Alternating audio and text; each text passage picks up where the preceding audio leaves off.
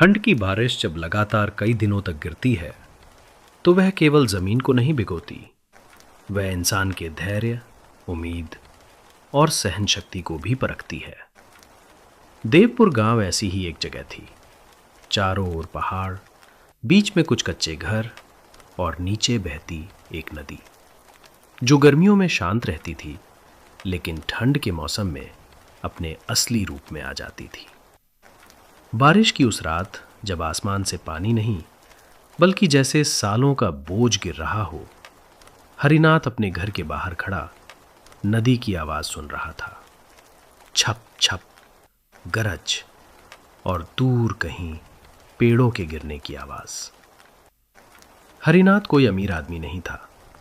दिन में खेतों में मजदूरी और कभी कभी पहाड़ से लकड़ी ढोने का काम। हाथ खुरदरे थे, पीठ झुकी हुई, पर आंखों में अब भी जिद थी। घर के अंदर उसकी पत्नी सीता चूल्हे के पास बैठी थी। गीली लकड़ियां ठीक से जल नहीं रही थी। धुआं आंखों में जा रहा था, पर वह खांसी दबाकर काम करती रही।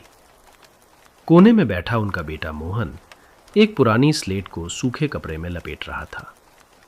मोहन बाकी बच्चों जैसा नहीं था। वह बारिश से डरता नहीं था, वह ठंड से घबराता नहीं था। उसे डर लगता था पढ़ाई छूट जाने से। उस रात नदी उफान पर आ गई। गांव के बुजुर्ग चिल्लाने लगे, पानी चढ़ रहा है, खेत डूब जाएंगे।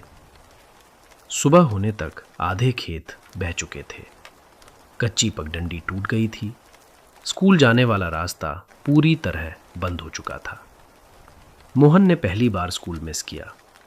वह चुपचाप दरवाजे पर बैठा रहा, बारिश को देखता रहा।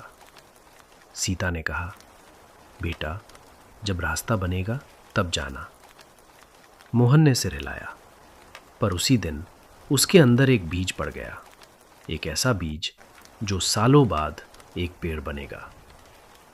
दिन बीतते गए, बारिश कम हुई, पर गरीबी और गहरी हो गई। हरिनाथ ने एक दिन सीता से कहा, मैं शहर जाऊंगा, काम मिलेगा तो कुछ पैसे आएंगे। सीता जानती थी इसका मतलब क्या है। महीनों की दूरी, अनजान जगह, अनिश्चित वापसी। पर उसने कुछ नहीं कहा, सिर्फ मोहन के सिर पर हाथ रखा। हरिनाथ शहर गया, ईंट ढोई, सीमेंट मिलाया, ठंड में खुले में सोया। कभी कभी 2 दिन तक खाना नहीं मिला, पर हर महीने थोड़े पैसे भेजता रहा। मोहन बड़ा होने लगा। 12 साल का हुआ तो स्कूल में सबसे आगे रहने लगा। पर उसी साल सीता बीमार पड़ गई। इलाज के पैसे नहीं थे।